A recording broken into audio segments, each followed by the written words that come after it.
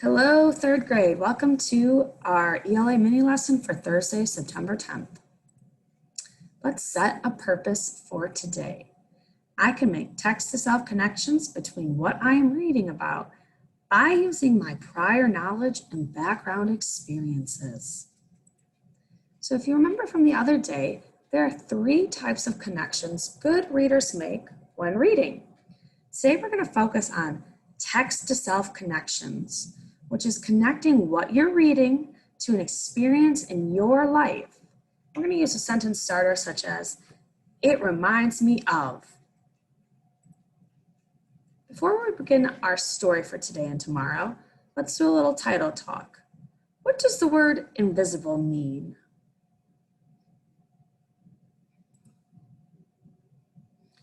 So, what does the word invisible mean? It's when something is invisible, you cannot see it. People can't actually be invisible, but sometimes they can feel that way. Some other important words to know and understand for our story, The Invisible Boy by Trudy Ludwig and illustrated by Patrice Barton. So we have the word invisible, which means impossible to see or not visible.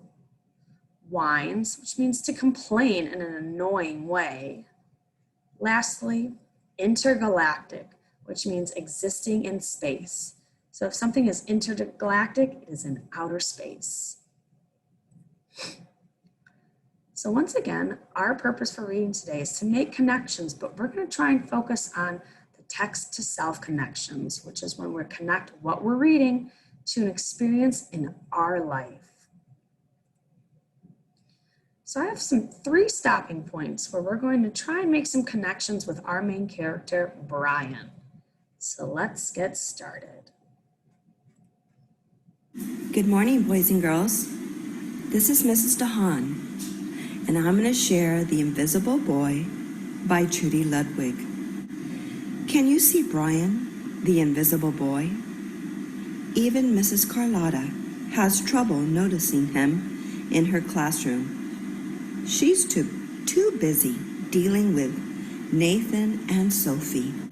Nathan has problems with what Miss Carlotta calls volume control. He uses his outside voice inside too much. Sophie whines and complains when she doesn't get her way. Nathan and Sophie take up a lot of space. Brian doesn't. So we're going to stop right there and let's make a text-to-self connection.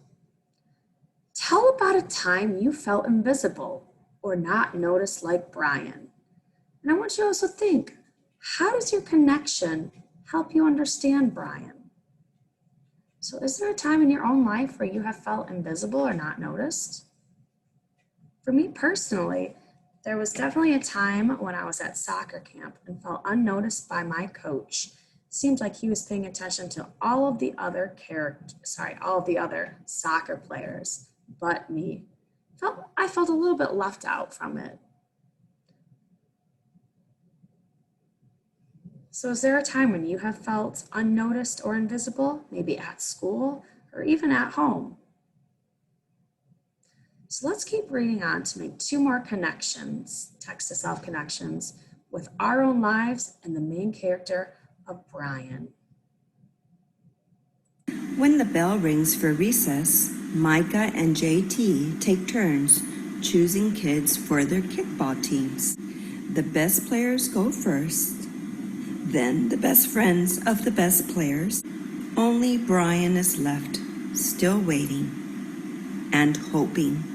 JT glances in Brian's direction and just as quickly looks away.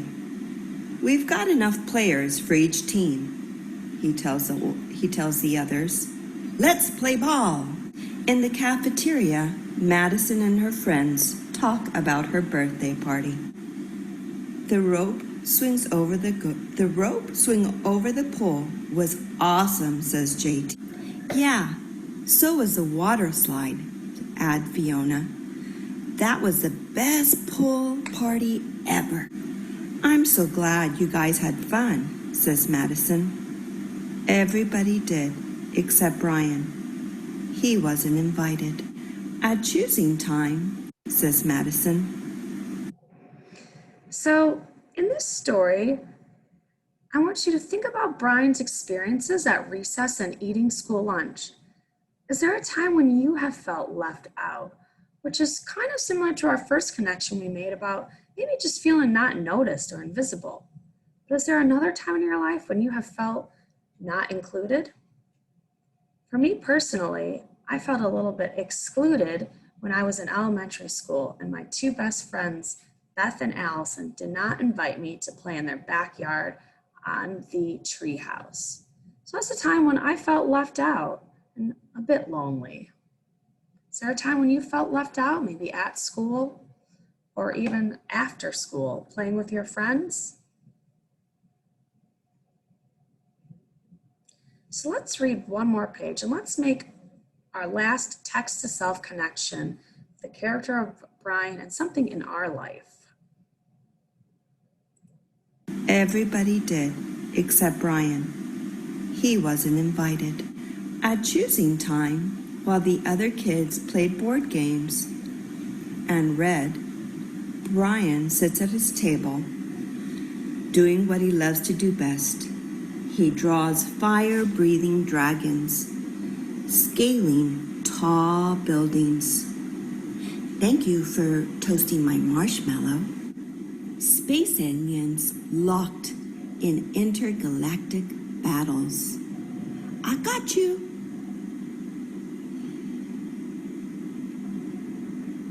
And pirates digging for treasure. Cracker? Yay! Hi! Hi, friend. Have a cookie.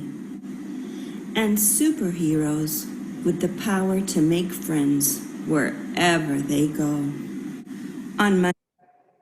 Okay, so in that last part of the story, let's make our final text to self connection. Brian loves to draw because it makes him happy. Think about something that makes you happy. What does Brian's happy drawing time remind you of?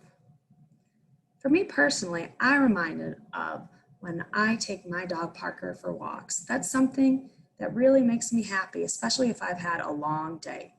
So what's something in your life that makes you happy that you're reminded of?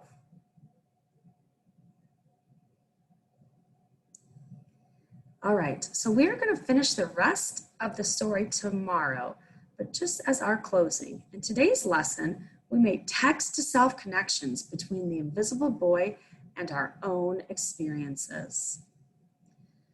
Your Thursday EL assignment is to share the text to self connections you had while reading The Invisible Boy. Don't forget to use the starter, this reminds me of. Early finishers may explore the games and links on the ELA Bitmoji Classroom.